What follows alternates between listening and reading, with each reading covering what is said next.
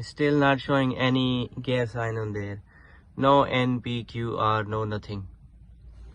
And this car had new clutch and new bearing as well. This one. Somebody tried to playing with the computer, but this maybe nothing to do with that. Yes, my brother, how are you? You okay? I thought let's make a little video for you. So somebody put new clutch in there and new slave cylinder as well. This is the cylinder they put new one, and this is I'm gonna do the programming now.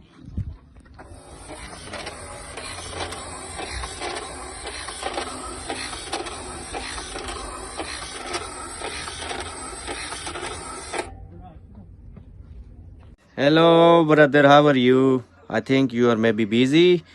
Look, I think I have found the problem. I opened the gearbox selector and this little thing is broken. This one broken from there, from here. So how can I fix this one? Can you help me on this one? And you think this is the problem? Why is not showing the all the gears on the car? Because look, is one of the pieces broken.